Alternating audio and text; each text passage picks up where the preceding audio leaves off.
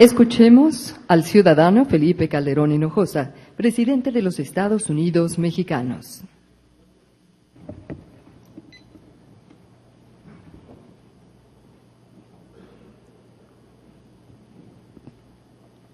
¿Qué tal? Muy buenos días, amigas y amigos. Saludo con mucho aprecio, con mucha admiración a don Julio María Sanguinetti, presidente del Círculo de Montevideo, al ingeniero Carlos Slim, presidente empresarial y anfitrión de la Fundación Círculo de Montevideo, en esta ocasión en México, también a don José Miguel Insulza, secretario general de la Organización de Estados Americanos. Gracias, don José Miguel. A don Enrique Iglesias, secretario general iberoamericano, también don Enrique, bienvenido. A la señora Rebeca Greenspan, secretaria general adjunta de Naciones Unidas. A los expresidentes aquí presentes, don Belisario Betancourt, don Felipe González, don Ricardo Lagos. A, desde luego, todos nuestros gobernadores aquí presentes, que hay una buena concurrencia. A don Carlos Lozano, a Marco Antonio Adame, Javier Duarte, Ivonne Ortega. Me falta alguien por ahí. Ahorita vamos con nosotros. A los gobernadores electos, Graco Ramírez, Arturo Núñez, al presidente de la Cámara de Diputados, al presidente de partidos, don Pedro Joaquín Caldwell, senadores, diputados, en fin, a todos ustedes, amigas y amigos empresarios. Hay una excelente concurrencia esta mañana y me alegra mucho porque para mí es un honor acompañarles en esta 18ª reunión plenaria de la Fundación Círculo de Montevideo. Felicidades a los organizadores por esta valiosa iniciativa que tuve oportunidad de conocer hace ya algunos años, antes de ser presidente de la República, y siempre con mi admiración y respeto al fundador y a su actual presidente, don Julio María Sanguinetti, expresidente del Uruguay, y desde luego con agradecimiento también por el esfuerzo para realizar esta reunión a nuestro anfitrión, el ingeniero Carlos Slim.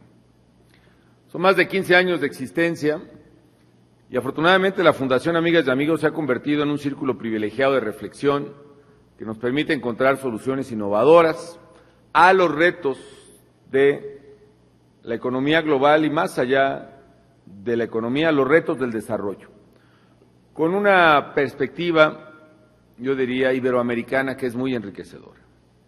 Entre sus personajes se encuentran personalidades de todos los ámbitos, no solo políticos, sino también académico, empresarial, y este conjunto de experiencias que se aportan nos sirven a todos, así que bienvenido a este esfuerzo, ya que nos visitan en México.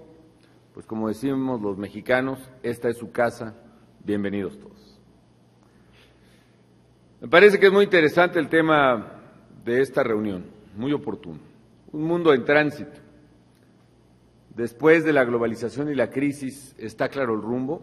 Esa es la pregunta. Y habría muchas reflexiones que pudieran hacerse a partir de este título. Sin duda, la pregunta central: ¿está claro el rumbo? Hay que decirlo también con claridad que no está claro el rumbo y urge aclararlo.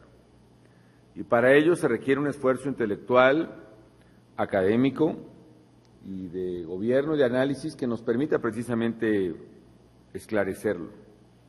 No sé si la pregunta correcta sea después de la globalización y la crisis. Estoy de acuerdo que son los temas más sugerentes, aunque todavía no podemos hablar después de la globalización. De hecho, la globalización llegó para quedarse y es un aprendizaje muy temprano que tuvo el Círculo de Montevideo hace muchos años. La globalización responde a una transformación enorme, fascinante, diría yo, de la humanidad en las últimas décadas, que está asociada a las cosas que nos han acercado más que nunca, particularmente en el mundo del Internet y las telecomunicaciones. La aldea global a la que se refirió McLuhan está presente ahora más que nunca. Y si tomaba a los antiguos, aún después del descubrimiento de América, varios meses de travesía, el poder llegar a América y poder traer consigo las noticias que venían del viejo mundo y viceversa, hoy, en este preciso instante, en fracciones de segundos, sabemos exactamente qué es lo que está pasando en cualquier parte del mundo en el terreno que nos permite interesar. Eso ha acercado notablemente a la humanidad y ha acelerado nuestro sentido del tiempo, ha acortado nuestros procesos de comunicación. Eso ha transformado el mundo en globo. Eso es la globalidad. Y el reto entonces, parte del rumbo que debemos definir es hacia dónde deben dirigirse los actos públicos y privados de los gobiernos y de las empresas, de los consumidores, en ese marco de globalidad. Y segundo, después de la crisis, quizá tampoco podamos hablar todavía después de la crisis porque seguimos inmersos en ella.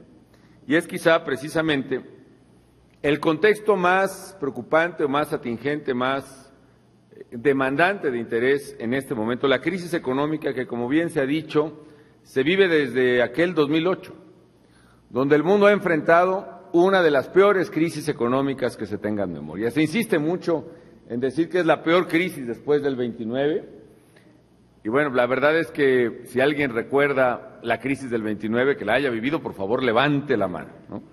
Es la peor crisis que tenemos, es la peor crisis que nos ha tocado vivir, es la peor crisis que todas las generaciones presentes en el mundo puedan recordar.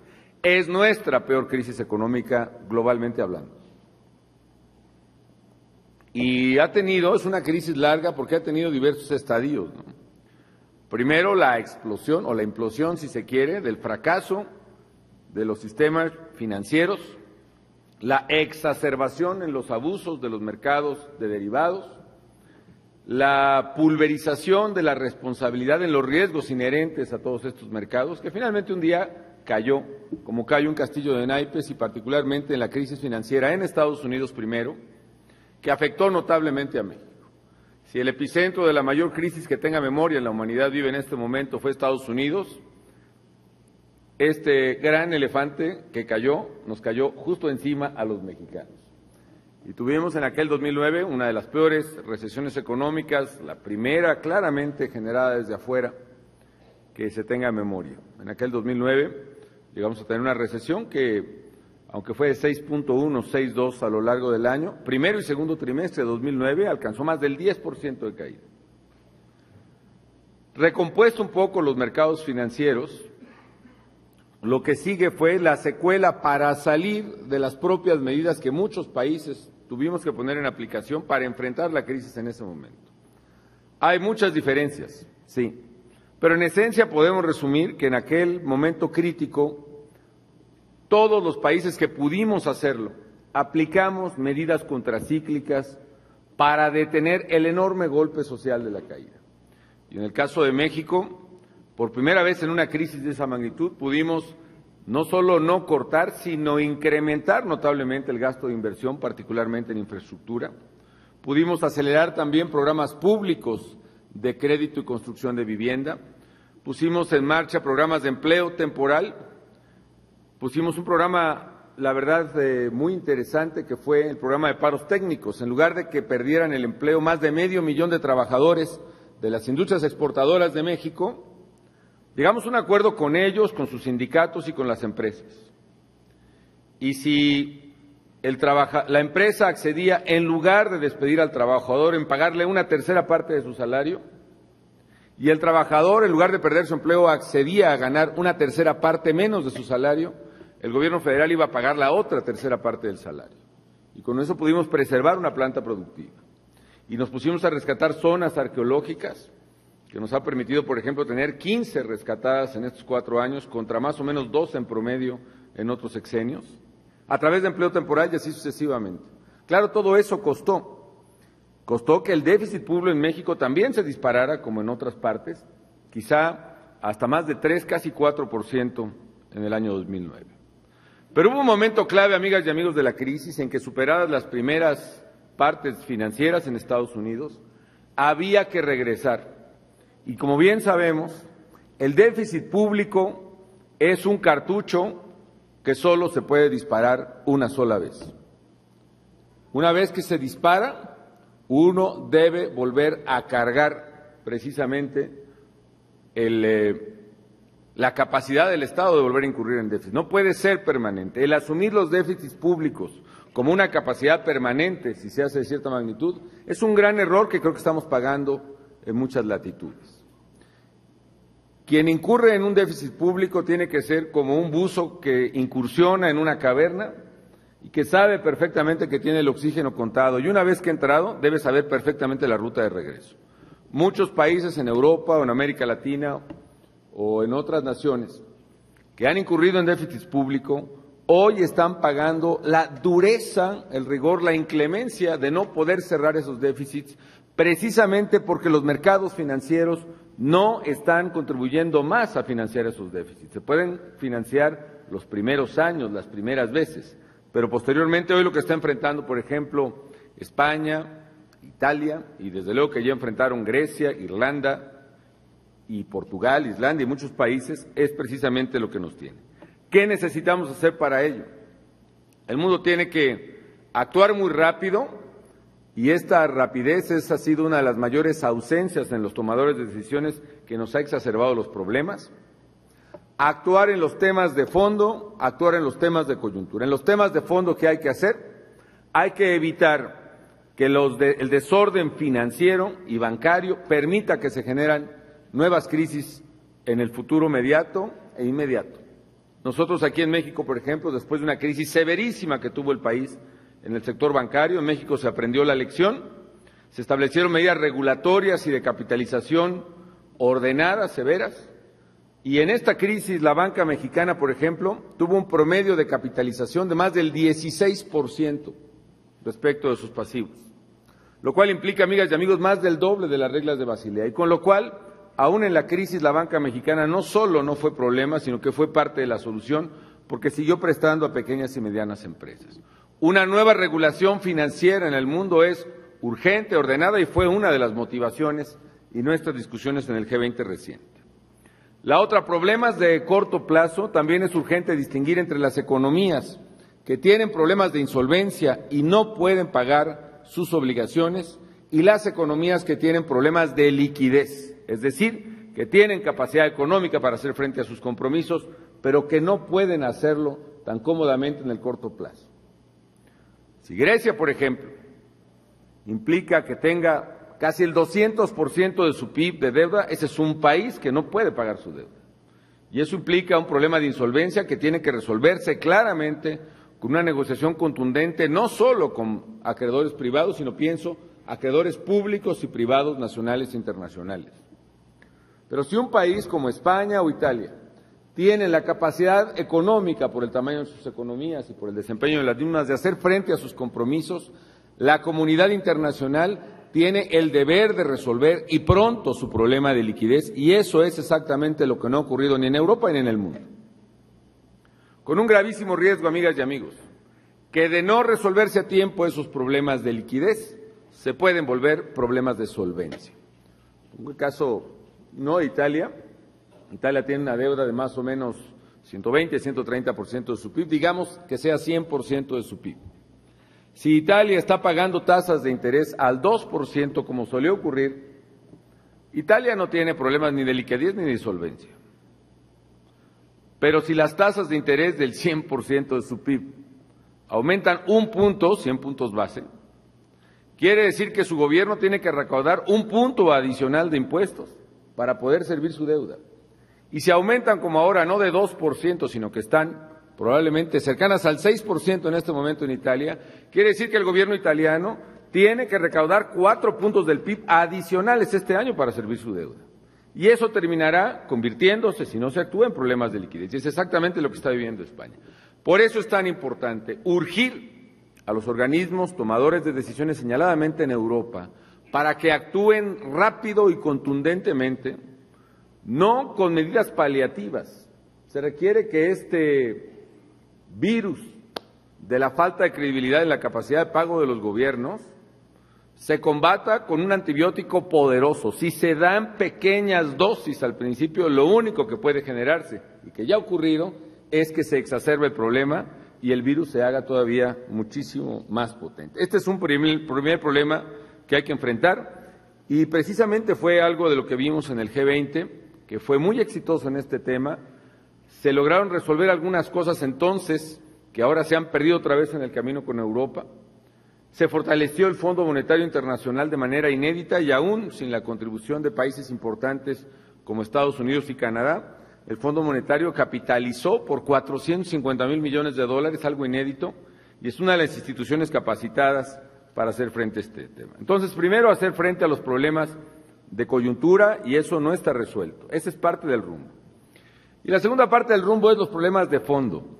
¿Cuáles son los caminos que se tienen que seguir para el crecimiento económico? ¿Y cuáles son las medidas que se deben de tomar para mitigar lo que bien señalaba el ingeniero Slim, los efectos sociales de las crisis que estamos viviendo, que pueden ser demoledores?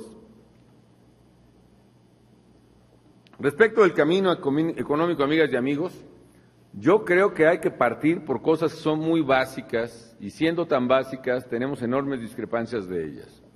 Un elemento clave, desde que la humanidad es humanidad, que le ha dado ingreso económico, es el comercio. Y hoy, más que nunca, en que las economías son globales, necesitamos ver en el comercio libre la ruta de crecimiento económico para nuestros pueblos. ¿Por qué razón? Porque el comercio genera beneficios para todos. Puede tener sectores que resulten ganadores y perdedores dependiendo de sus vínculos de competitividad, sí, pero el punto es que la actividad comercial global genera crecimiento de todas las economías y genera ganancias netas absolutas para todos, para productores, para consumidores, para exportadores, para importadores. De ahí que una de las mayores oportunidades en que yo insista existen para el crecimiento global está en el comercio. Y de ahí que el rumbo, claramente, desde mi punto de vista, tiene que ser más y no menos comercio. Una apuesta clara y determinante para la capacidad comercial de los países y para las decisiones de los consumidores. Más comercio y más competencia, más comercio en los bienes y más comercio en los servicios, más competencia en ambos, en todos los mercados, en todos los sectores. Y de ahí también que yo vea, como una de las preocupaciones de nuestro tiempo, es que se están generando corrientes muy fuertes de proteccionismo que van a acabar frustrando la capacidad de recuperación económica del mundo. Es paradójico que en el G20, por ejemplo, en las primeras reuniones, hablábamos todos del crecimiento económico y de un rechazo contundente al proteccionismo, y al día siguiente, 15 de los 20 participantes estaban poniendo medidas proteccionistas, nuevas tarifas, nuevas barreras. Nosotros en México hicimos lo mismo, con una crítica importante, por ejemplo. Tengo desde luego muy pendientes los exhortos constantes del Congreso de que México no celebre más acuerdos de libre comercio. Las recriminaciones de sectores de que hayamos bajado aranceles, etcétera. Nosotros bajamos aranceles en medio de las crisis, amigos, del 11% en promedio al 4%. ¿Y eso acabó con la industria mexicana? Por supuesto que no. Nos hizo más competitivos todavía. Nos hizo más competitivos porque en una economía global lo que se comercia, amigos, no son productos terminados nada más. El 70% de la economía global de comercio son productos intermedios, los llamados middle products. Y el comercio de productos intermedios es lo que genera los crecimientos finales. ¿Por qué razón México produce el 65% de los BlackBerrys del mundo? ¿Por qué razón nosotros somos uno de los primeros o el primer productor de teléfonos inteligentes en todo el mundo? ¿Por qué razón cuando entré a la presidencia de la República éramos el 9º exportador de automóviles y hoy somos el 4º exportador de automóviles, rebasando incluso a Estados Unidos? Porque tenemos una economía abierta que fue capaz de generar competitividad a escala global. Y una buena parte del crecimiento económico que tiene México, que ha registrado un crecimiento de 15% de junio de 2009 a junio de 2012, es precisamente la apuesta al comercio y a la inversión. ¿Por qué razón? Porque el productor de estos teléfonos puede traer los chips, las pantallas, las teclas, en fin, todo de cualquier parte del mundo a México, sin aranceles, para producir el mejor teléfono en México. Y lo mismo lo sabe el productor de Nissan, y lo mismo lo sabe el productor de Volkswagen, y el de Ford, y el de General Motors. Y por esa razón me preocupa que en nuestra propia región en América Latina esté hablándose cada vez más fuerte de proteger y de rechazar el comercio y no de ampliarlo. Y por esa razón también nosotros insistimos en nuevos acuerdos y nuevas apuestas que le den crecimiento y desarrollo a México. ¿Dónde va a estar el crecimiento en la próxima década?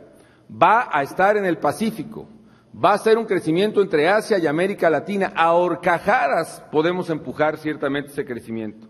Y por eso nuestra apuesta tiene que ser al comercio en esa región.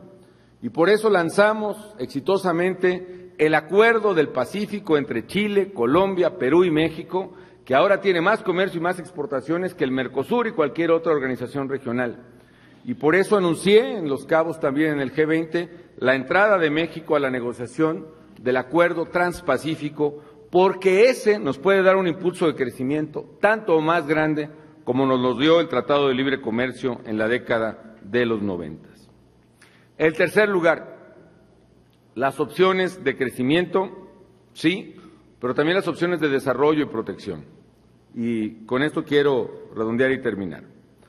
Hay un problema estructural en este momento de la humanidad que tiene que ver con lo que decía don Julio María Sanguinetti y que es adicional a la crisis económica recesiva y que es el aumento del precio de los commodities, de las materias primas. Es cierto, países como el Uruguay, Argentina, Brasil pudieron crecer de manera muy importante por ser grandes productores de commodities, de granos, de soya o de soja, como le dicen por allá, y algunos de petróleo también.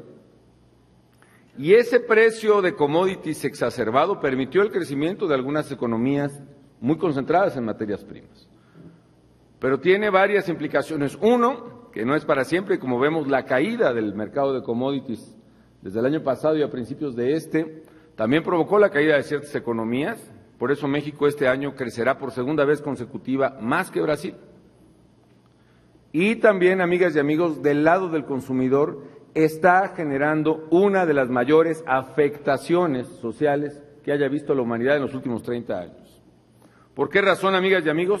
Porque los precios de los alimentos, fundamentalmente, en los últimos 5 años, se han más que duplicado. A mí me resulta muy interesante, al igual que ustedes, el haber visto en esta sociedad globalizada, en los noticieros y en el Internet, todo lo que ocurrió con la primavera árabe. Ver cómo la gente salía a las calles y derribaba dictaduras de 40 años en el norte de África. Y se decía que era por la aparición del Facebook y del Twitter. Y es probable, es más fácil convocar ahora con estos medios, pero no, amigos. Mi opinión respetuosa, modesta, es que lo que pasó en la primavera árabe fue que el precio del trigo y el precio del pan en el Mediterráneo se duplicó en 6 meses antes de los movimientos de la primavera árabe. Y eso sacó a la gente a la calle. Y lo que ocurrió es que el precio del litro de gasolina en el Mediterráneo, en el sur de Europa y en el norte de África, llegó a costar 30 pesos el litro de gasolina, en nuestro equivalente. Con lo cual se generó una afectación en el ingreso sin precedentes en varias décadas, en muchas de las economías, pero también afectó y creció la pobreza. Y hagamos una cuenta muy simple. Si la gente que vive en extrema pobreza, con $1, abajo de $1, en fin, hay varios indicadores, el de la FAO, el del BID, en fin, el del Banco Mundial. Si la gente que vive en extrema pobreza consume más o menos $1 o 1.50 al día, $1 al día, y sabemos que la mitad de su ingreso lo destina a conseguir alimentos, el solo aumento en el precio de los alimentos al doble genera un crecimiento abismal en las tasas de pobreza del mundo. Y por eso también vimos otra vez escenas que jurábamos que no veríamos otra vez, como son las hambrunas en Somalia y en el Cuerno de África. Precisamente este empobrecimiento de grandes capas de población en el mundo tiene que ver y tiene que estar asociado con el precio de los alimentos. ¿Qué tenemos que hacer? Y fue parte de los temas que discutimos en el G20. Por un lado, atacar la volatilidad de los precios de los alimentos. Y una parte sí tiene que ver con el crecimiento de la capacidad adquisitiva de China y de India, lo cual es finalmente una buena razón. Si en India la pobreza hacía que la gente solo consumiera un alimento al día, el hecho de que consuma 2 va a implicar duplicar la demanda de alimentos, y eso es bueno. Pero también en los mercados financieros hay muchas cosas que corregir. Digamos que en los 90, básicamente una regla muy general, pero era casi el 90% de las operaciones y transacciones que tenían que ver con alimentos las hacían empresas especializadas en alimentos. Cargill en el mundo, Maseca aquí, en fin, etcétera, etcétera. Para el año 2010,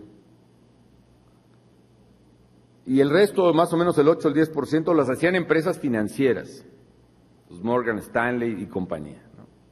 Para el año 2010, más del 40% de las transacciones en alimentos las hicieron empresas financieras, con lo cual quiere decir que ahí hay un papel que tenemos que explorar de los commodities y de los alimentos específicos en los mercados de derivados que tienen incidencia en la pobreza real de miles de personas o de millones en el mundo. Yo no digo que sea el factor fundamental porque no lo creo, pero hay algo que ver. Y el otro es que tenemos que incrementar masivamente la producción de alimentos en las mismas superficies. Esta producción de alimentos requiere una verdadera revolución tecnológica, una nueva revolución verde como la que paradójicamente tuvo lugar en México en los 70. En fin, son muchos temas. ¿Cómo mientras aplicar políticas que eviten que el impacto social de las crisis económicas, por un lado la recesión y la de los alimentos, impacten a la gente más pobre? Y ahí tenemos que hacer políticas públicas centradas en la satisfacción de bienes de los cuales se carece, centradas en la reducción de carencias. Por eso es tan importante la nueva metodología que se está usando ya en el mundo para medir la pobreza.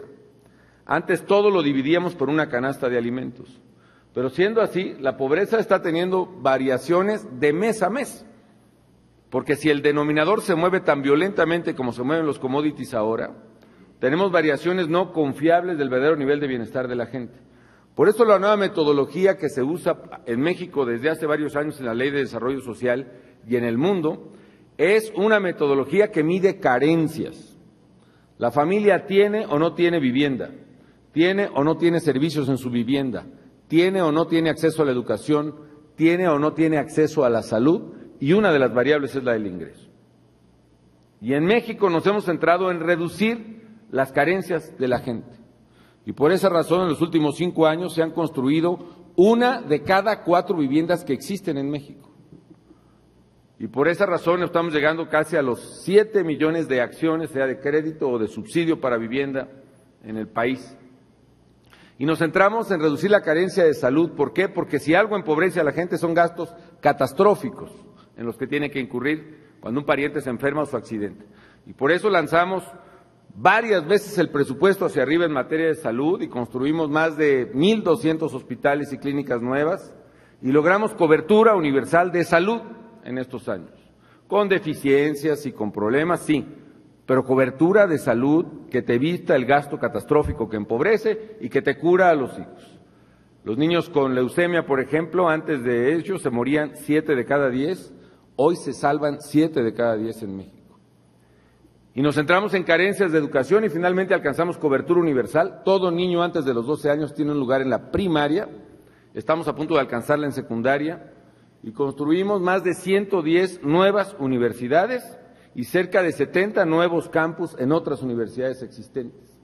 Y hoy se están graduando en México casi 120,000 nuevos ingenieros por año, que además son los ingenieros que nos están dando la competitividad en los sectores electrónicos, aeronáuticos, automovilísticos, etcétera, etcétera. En fin, yo creo que ese es el rumbo, amigas y amigos.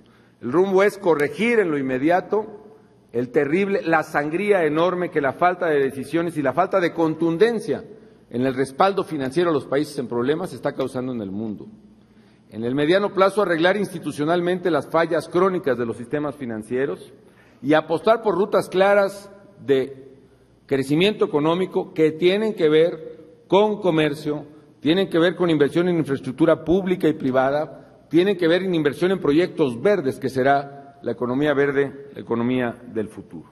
No me extiendo más en ello, ese es otro tema que habrá que abordar y que no se debe omitir, el tema ambiental. Hoy estamos viviendo la peor sequía, ya en México no tanto, porque afortunadamente está lloviendo bastante bien en algunos lugares, pero sí la peor sequía en el centro de Estados Unidos, que es la cuenca del maíz y del trigo. Y eso está generando una escasez de estos alimentos nuevamente, que nuevamente repercute en miseria. ¿Por qué se vive la peor sequía? ¿Por qué los huracanes ahora pasan por el centro de Manhattan? ¿Por qué hay tornados en Massachusetts? Porque estamos alterando dramáticamente el clima en el mundo y eso también es rumbo, requiere una acción contundente en favor de la lucha contra el cambio climático. No me extiendo más, quiero agradecerles, don Julio, don Carlos, la amabilidad de su invitación, desearles el mayor de los éxitos en esta reunión que celebran en México y de la sabiduría de ustedes, presidentes, expresidentes, legisladores, consejeros, empresarios. De ustedes esperamos, desde luego, las líneas, las directrices, las ideas que permitan que nuestro México y nuestro mundo sean, como todos queremos, un México y un mundo mejor. Muchísimas gracias.